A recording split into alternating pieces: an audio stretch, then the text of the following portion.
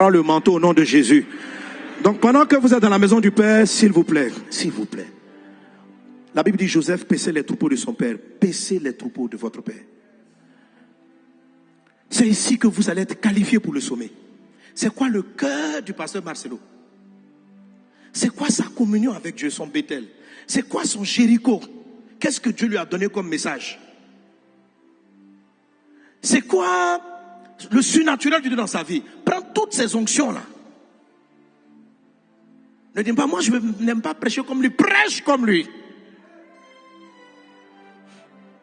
Jacob. Voici la postérité de Jacob. Joseph. C'est-à-dire que quand Jacob regarde Joseph, il se voit. Il dit parce qu'il l'avait eu dans sa vieillesse. C'est-à-dire qu'il voyait en Joseph le cumul de toutes ses expériences, de toutes ces années. Le manteau d'un homme de Dieu. Ce n'est pas l'onction. C'est le cumul dans le temps de ce qu'il a acquis, ses expériences, son cœur, comment Dieu l'a forgé avec le temps. C'est un test à 4 niveaux, à Gilgal, à Bethel, à Jéricho, le test du manteau. Joseph a reçu l'habit. Réussissez.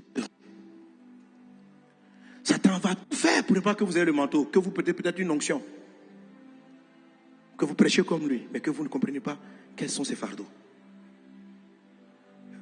Que vous agissez dans le miraculeux comme lui. L'église grandit surnaturellement. Mais c'est quoi son cœur? C'est quoi son Gilgal? C'est quoi son Bethel? C'est quoi son Jéricho?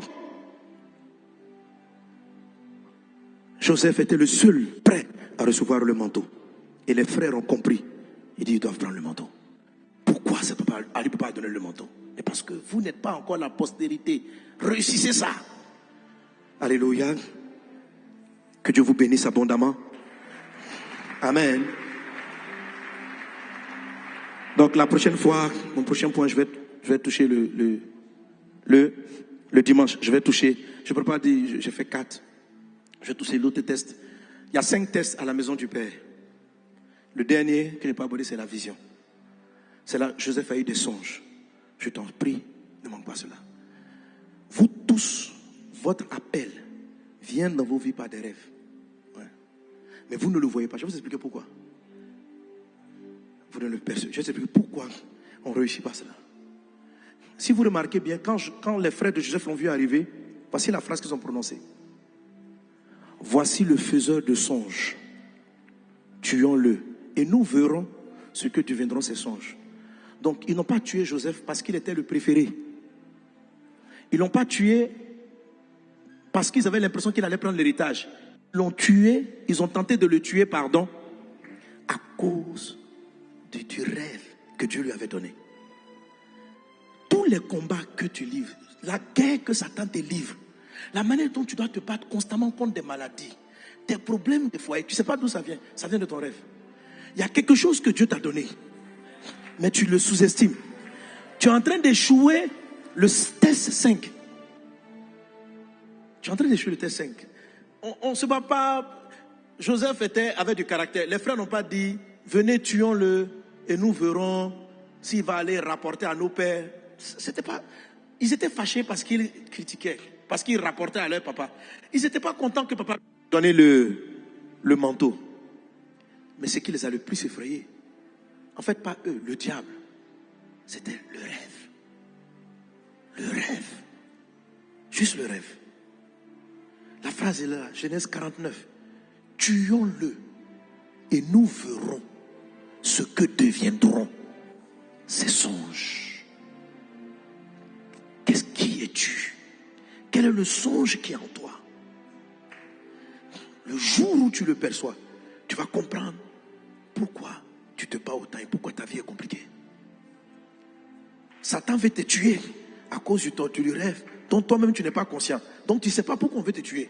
Mais on veut te tuer quand même. Tu dois survivre et tu dois arriver au bout. Que la grâce soit avec toi. Et je vais traiter cela, réussir le test de la vision du songe. Que Dieu vous bénisse abondamment. Que la grâce et la paix du Seigneur soient avec chacun d'entre vous.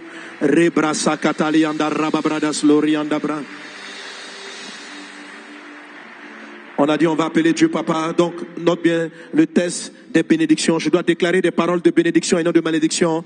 Le test de la filiation. Je suis fils de mon Père. Je dois Sois fait avec cet esprit. Dieu est mon papa, Dieu est mon papa. Donc, cultive ça. Quand tu pries, même quand tu dis l'Éternel, tu dis, oh Éternel, mon Dieu, mon Père, mon Père, mon Père, mon Père, mon Père.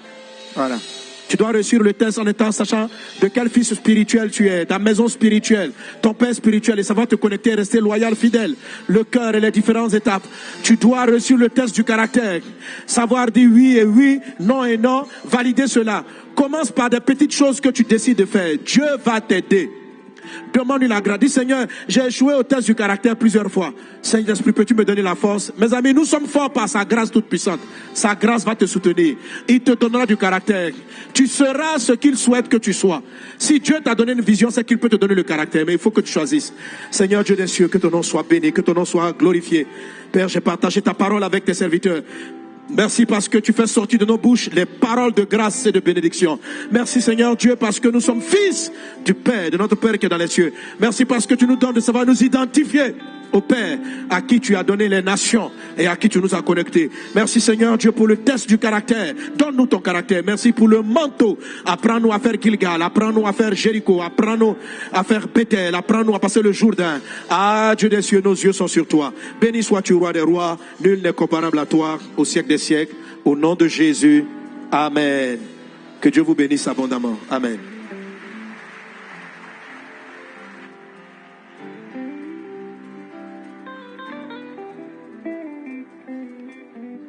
Nous acclamons le Seigneur.